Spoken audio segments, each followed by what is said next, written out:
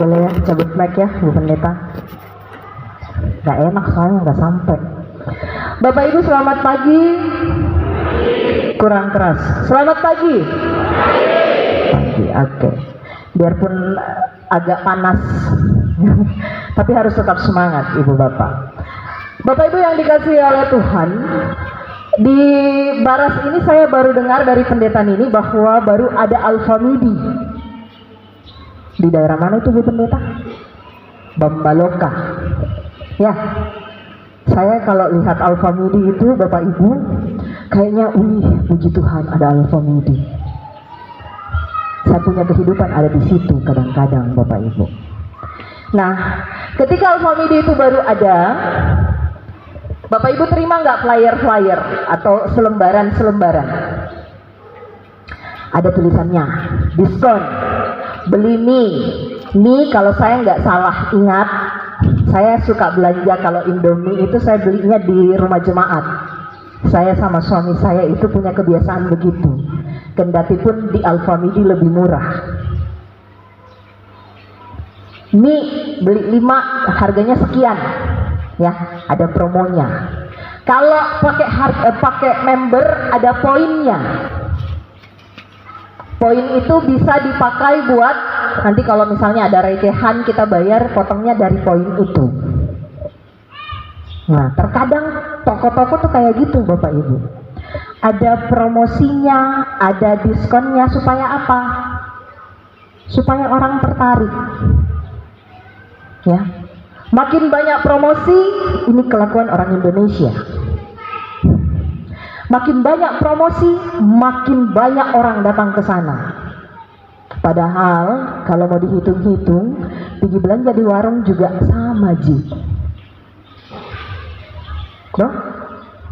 Tapi karena iming-iming diskon, promosi, jadi kita larinya ke sana. Nah, bagaimana dengan gereja Bapak Ibu? Apakah di gereja ada promonya? Kalau kau jadi pengurus pelkat, masuk surga kau duluan. Ada begitu? Kalau kau jadi majelis, ada promonya. Bisa kau pilih, kau mau sebelah kiri atau sebelah kanannya Tuhan Yesus. Kan ada begitu ya Bapak Ibu ya? Atau siapa tahu pendeta ini ada promosi. Ketika ada pemilihan diakon, penatua atau pengurus pelkat ada promosinya. Tidak ada Bapak Ibu. Di dalam gereja tidak ada kita temukan yang namanya promosi. Tidak ada kita temukan yang namanya diskon. Justru ketika kita menjadi anggota jemaat, anggota gereja, kita punya tanggung jawab yang besar.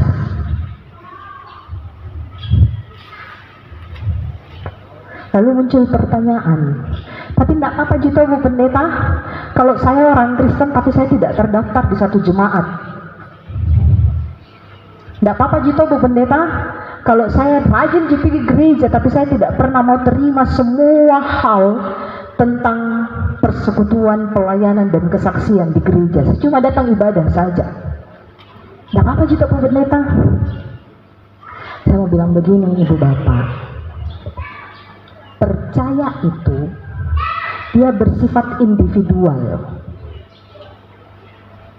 Percaya kita kepada Tuhan kita itu sifatnya individual. Masing-masing kita mempercayakan diri kita kepada Tuhan. Tetapi mengaku percaya, sungguh-sungguh mengambil bagian dalam persekutuan itu bertumbuh dalam persekutuan. Hal itu terjadi dalam kehidupan jemaat mula-mula. Jemaat yang terbentuk sesudah kenaikan Tuhan Yesus ke surga. Dalam kehidupan jemaat mula-mula Bapak Ibu, kalau kita baca nggak ada promosinya. Tidak ada promosi yang diberikan untuk menjadi anggota persekutuan. Tidak ada tawaran apapun. Tetapi persekutuan itu ada karena Kristus menjadi Tuhan, dan karena itu dialah kepala gereja.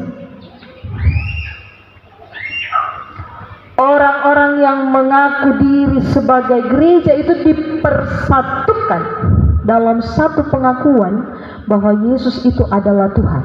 Atau ada Bapak Ibu yang di sebelah sana, ada yang mau bilang Tuhan Yesus bukan Tuhan? Ada? Kita mengaku percaya karena Yesus Kristus itu adalah Tuhan. Itu pemersatu kita. Tidak ada yang lain. Karena itulah gereja harus bertumbuh dan bertumpu di atas dasar yang sama. Oleh sebab itu mari lihat, perhatikan kehidupan jemaat mula-mula, apa yang mereka perbuat dalam persekutuan. Yang pertama Bapak Ibu, di ayat 42 bacaan kita, dibilang di sana bahwa kehidupan persekutuan itu, di dalam persekutuan itu mereka melakukan apa? Bertekun dalam pengajaran-pengajaran rasul-rasul. Bertekun artinya melakukan sesuatu dengan perhatian penuh atau dengan konsentrasi penuh. Nah, ketika bapak-bapak, ibu-ibu, adik-adik pemuda terpilih menjadi pengurus, pelkat, pelayan PAPT, bahkan ketika kita menjadi bagian dalam persekutuan jemaat, kita harus punya kebiasaan bertekun.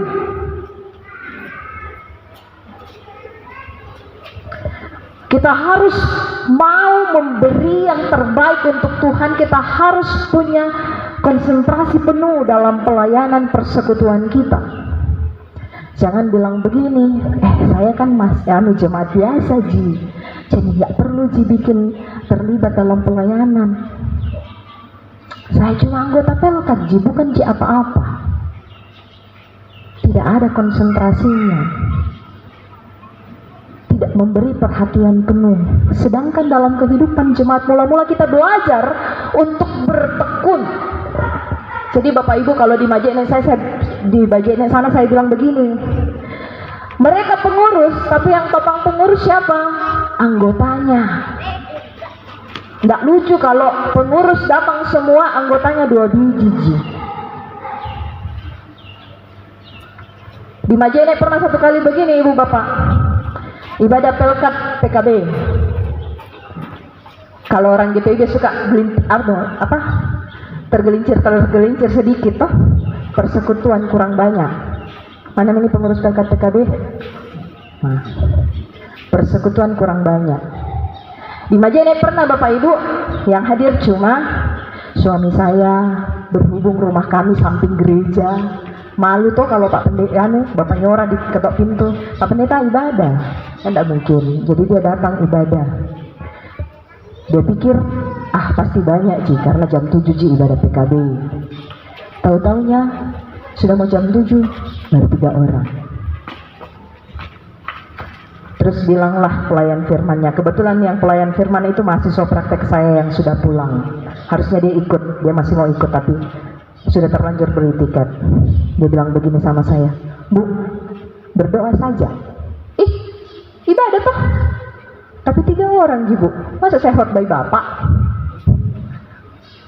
Perasaan saya di rumah saya sering sharing sama Bapak, ini saya yang khotbah Bapak. Nggak apa-apa, ibadah saja.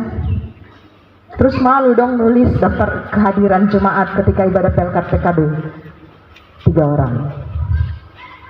Besok-besok saya bilang begini, pengurus memang cuma berapa, tapi anggotanya tuh banyak. Majelisnya pada kemana ya? Pas persiapan, majelisnya kemana ya? Kok hilang? Mereka kurang memperhatikan, kurang konsentrasi untuk memberi diri di hadapan Tuhan. Nah, itu yang kita perlu bangun sama-sama.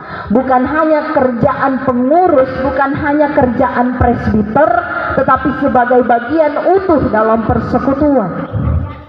Itu kerjaan kita bersama, bertekun dalam pengajaran. Jadi kalau pamalas-pamalas pergi ibadah, ada ibadah di sektor ini, kita tidak mau pergi, atau ada ibadah pelkat ini, sudah, misalnya sudah kemarin ibadah sektor, ibadah keluarga, berdosa ngana. Kebiasaan kehidupan jemaat mula-mula dibilang begini, bertekun dalam pengajaran-pengajaran, mau ibadah apapun itu datang. Jangan bilang begini, itu kan pengurus saja yang ibadah. Jangan pamalas-pamalas. Terus apa yang kedua? Mari lihat, perhatikan, masih di ayat yang sama. Kebiasaan dalam persekutuan jemaat mula-mula itu mereka melakukan perkumpulan untuk memecah roti. Terus apa belakangnya ibu bapak? Mari sama-sama baca. Berdoa. Ada jemaat saya bawa satu, Oma, saya panggil dia Oma. Di Majene sana bapak ibu, biar cuma kumpul 1-2 biji, kalau mau bikin apapun itu tetap ibadah. Melakukan apapun harus berdoa dulu, apalagi kalau sudah tak kumpul-kumpul. Kadang-kadang kita lupa itu. Kalau kita sudah kumpul, apa yang kita bikin? Aku dengar nih. Apa? Gosip. Bapak-bapak kalau kumpul apa dibahas? Gosip juga toh? Jangan bohong, karena suamiku juga suka begitu. Bukan berdoa tapi bergosip. Di dalam persekutuan umat percaya ditekankan untuk kalau kumpul berdoa. Doakan apa? Doakan pergumulan jemaat ini. Ketika kita bersama-sama berdoa untuk gedung gereja yang lagi dibangun, percaya Tuhan buka tingkap-tingkap langit untuk kita. Ketika kita bersama-sama berkumpul dan mendoakan persekutuan kita, GP misalnya, saya nggak tahu GP-nya di sini banyak atau tidak. Saya tadi malam karena kecapean kami bergosip yang lain sama pendeta ini. Tapi ketika digumuli bersama, didoakan bersama, yakin bahwa yang persekutuan gerakan pemuda yang cuma 1-2 biji yang kadang-kadang datang, dia pasti akan lebih rajin. Jangan pengurus pelkatnya duduk bagosip, tidak berpikir, tidak mendoakan dulu persekutuannya, tidak mendoakan pelayanannya. Ya. Itu hal yang kedua nih, berkumpul tapi juga berdoa. Yang ketiga Bapak Ibu, dia di ayat yang bagian bawah-bawah.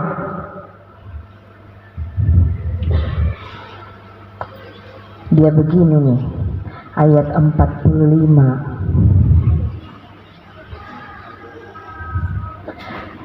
Ayat 44. Kita hanya baca sampai 43. Ayat 44 bilang begini. Segala kepunyaan mereka itu adalah kepunyaan bersama. Mau bilang begini, dalam satu persekutuan itu bukan hanya kerja Bapak Ibu pendeta, Bapak majelis, pengurus pelkat tidak, komisi-komisi tidak, tapi kita punya gawean sama-sama. Nah itu yang saat ini juga saya punya PR di Majene sana, walaupun tinggal berapa bulan lagi kami di sana.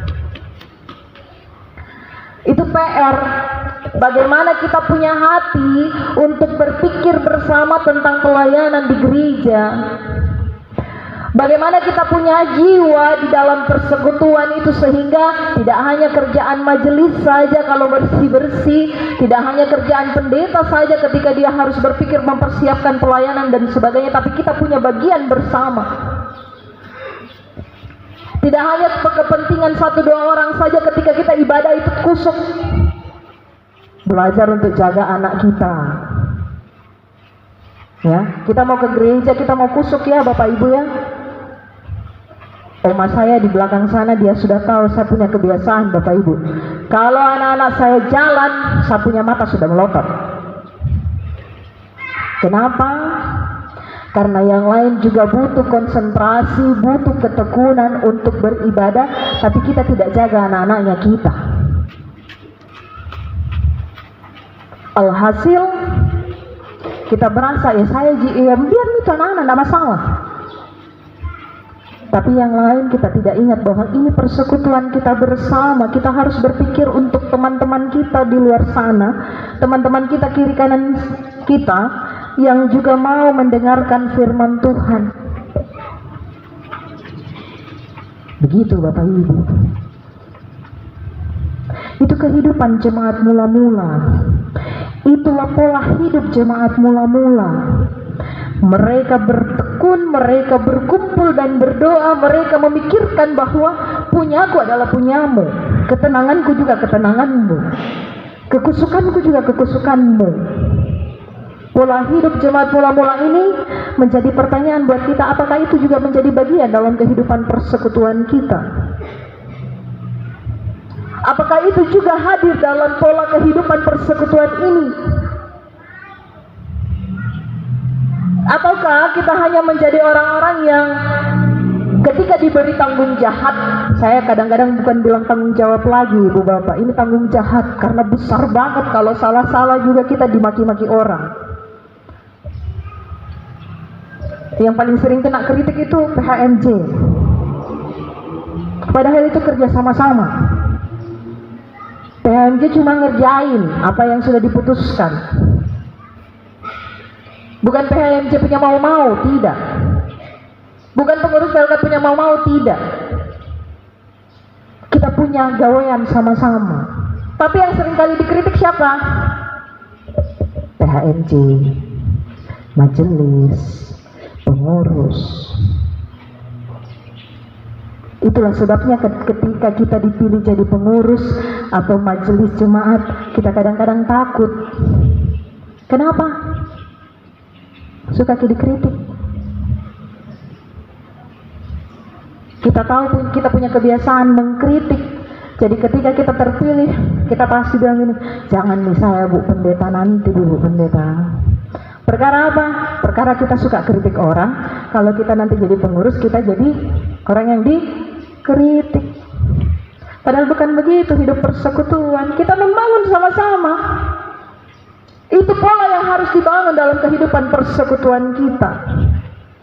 Hal ini dilakukan demi kemuliaan Tuhan. Dan sayangnya pola kehidupan jemaat mula-mula itu sudah mulai hilang dari kehidupan persekutuan kita sekarang. Tidak ada lagi yang namanya persekutuan yang membangun, yang menopang. Kita lupa bahwa Kristus itu adalah Tuhan yang Maha Kuasa, yang memberi kita kesempatan untuk saling merangkul, saling menopang dalam kehidupan persekutuan. Maka pesan saya begini Ibu Bapak, dalam kehidupan berjemaat, ketika hari ini, saya nggak tahu berapa puluh ini pengurus Pelkat mau diteguhkan, ketika saudara-saudara kita ini akan diteguhkan, mari menopang kepengurusan mereka, supaya bukan hanya mereka yang bertumbuh, tetapi kita juga bertumbuh. Dan ketika kita bertumbuh, yakinlah bahwa kehidupan persekutuan ini akan berkembang, bertambah demi kemuliaan Tuhan. Maka jangan pernah khawatir ibu-ibu, bapak-bapak, opa-opa, oma-oma, saudara-saudari pemuda, untuk bertekun menjalankan pelayananmu. Karena Tuhan yang memilihmu, Dia menginginkanmu untuk bertekun juga di dalam doa. yang akan memampukanmu menjalankan kepengurusanmu dengan baik. Bagi Bapak Ibu jemaat, mari menopang kepengurusan saudara-saudari kita ini, dan biarlah Tuhan senantiasa dipermuliakan. Tuhan memberkati kita. Amin.